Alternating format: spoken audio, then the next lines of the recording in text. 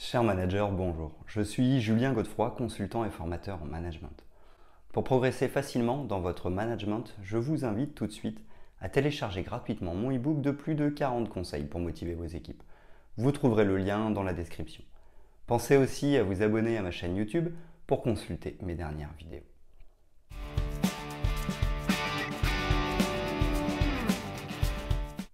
Le coaching d'équipe désigne une branche spécifique de la pratique du coaching. Il s'agit d'un accompagnement personnalisé visant à stimuler tout le potentiel d'une équipe de travail. La méthode consiste principalement à optimiser les compétences collectives des collaborateurs. Elle encourage l'envie de collaborer ensemble afin de garantir une performance optimale. Le coaching d'équipe constitue un excellent moyen pour consolider la cohésion d'équipe. Il arrive souvent de le confondre avec le team building en raison de sa capacité à fédérer. Cependant, le coaching de groupe réclame plus de temps en termes de réalisation. Il recommande une analyse approfondie de l'équipe afin de relever les véritables sources de motivation. Le coaching collectif repose sur deux approches complémentaires. Dans un premier temps, une série d'entretiens individuels se réalise pour mieux connaître l'objectif individuel et collectif de chaque membre. Dans un second temps, des séances de coaching d'équipe s'effectuent pour déterminer les règles à suivre afin d'orienter le groupe vers des objectifs communs.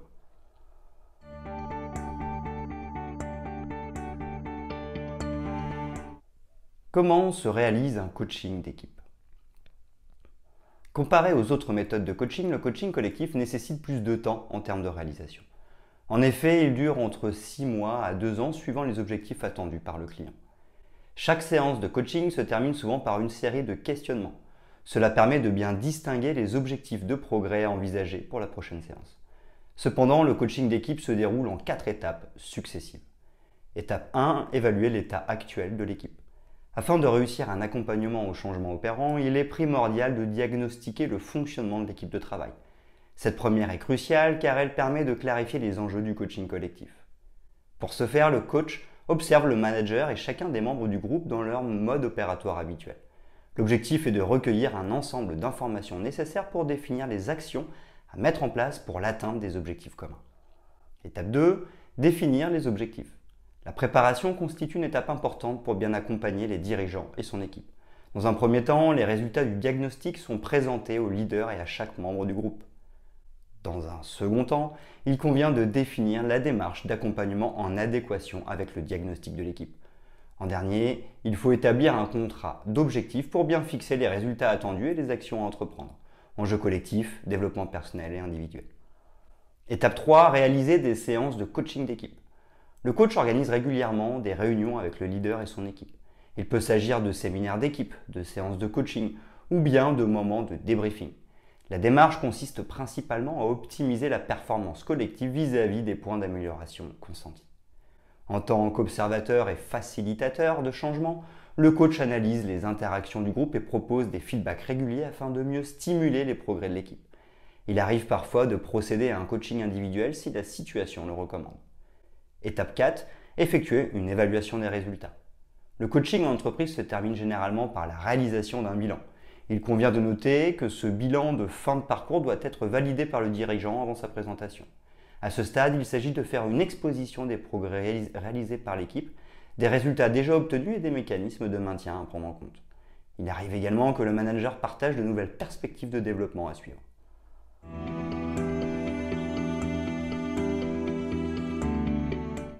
Comment réussir un coaching d'équipe? L'équipe doit fixer l'objectif du coaching.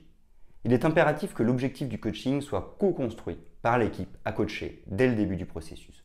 Cela est essentiel pour encourager leurs véritables engagements dans la démarche à suivre. Dans le cas du coaching d'équipe systémique, l'ensemble de l'équipe est soumis à un questionnaire détaillé pour relever les objectifs et attentes de chacun. Cette méthode permet de définir une idée commune des besoins afin de connaître les performances individuelles et collectives à optimiser. Le coaching individuel doit soutenir le coaching d'équipe. Le coaching d'équipe se déroule généralement à travers des ateliers et des séances de coaching collectif. En même temps, des entretiens individuels sont effectués en parallèle pour mieux comprendre la capacité de chaque collaborateur. En effet, le coaching individuel permet de pousser chacun des membres à atteindre les objectifs individuels et collectifs imposés.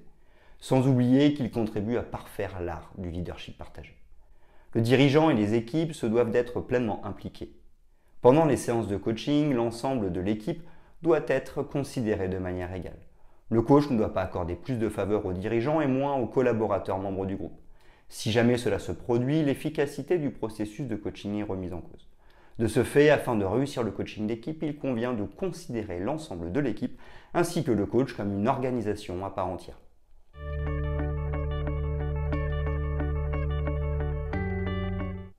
Les avantages du coaching d'équipe en entreprise. Le principal objectif du coaching professionnel est de favoriser le travail d'équipe. Cela contribue à dynamiser les équipes pour promouvoir une meilleure productivité. Cette méthode permet également d'optimiser la compétence managériale en termes de management interpersonnel. Sans oublier qu'il s'agit d'un processus efficace pour compléter le mentorat et les formations individuelles. Améliorer les relations interpersonnelles au travail. Pour être efficace et productif, une bonne ambiance de travail s'impose. À cette fin, les outils du coaching permettent à chaque collaborateur de déterminer sa propre motivation pour le travail. En parallèle, ce processus améliore la qualité de la relation interpersonnelle entre le salarié et son supérieur hiérarchique. Bref, le coaching constitue un moyen favorable de stimuler l'épanouissement professionnel. Augmenter progressivement le chiffre d'affaires. La participation de chaque employé est cruciale pour augmenter les bénéfices de l'entreprise. En effet, il est important que chaque collaborateur réussisse à atteindre les objectifs individuels et collectifs établis. Dans cette optique, l'intervention d'un coach professionnel est souvent indispensable.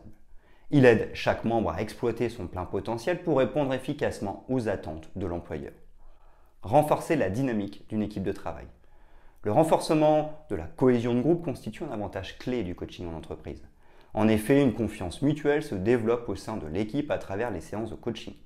Le coach vise en même temps à mettre en place une relation de travail basée sur une communication efficace. Les collaborateurs coachés sont alors plus confiants et plus ouverts envers leurs collègues. Faire progresser le leadership des managers et dirigeants. Le coaching d'équipe désigne un excellent outil pour développer la compétence managériale. Il optimise la capacité du manager à analyser le fonctionnement d'un groupe de collaborateurs. En effet, le processus de coaching lui permet d'adopter un style de leadership selon les besoins évalués au sein de l'équipe. L'objectif est de favoriser son aptitude à stimuler les motivations individuelles et collectives.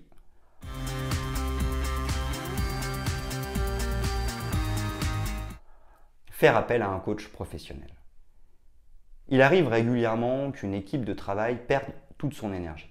L'absence de motivation détériore peu à peu la cohésion du groupe et entraîne le désengagement total de chaque membre.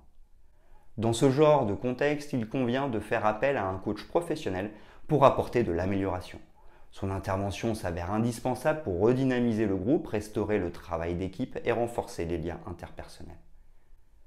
Le coaching d'équipe représente un moyen efficace pour résoudre un problème de confiance au sein d'une équipe. À travers les séances de coaching, le coach d'équipe opère des stratégies pour démontrer l'importance de collaborer.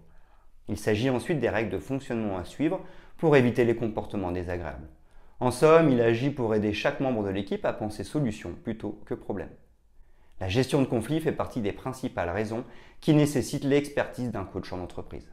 En effet, la négligence des situations conflictuelles provoque à la fois une perte de temps et une détérioration de l'ambiance au travail.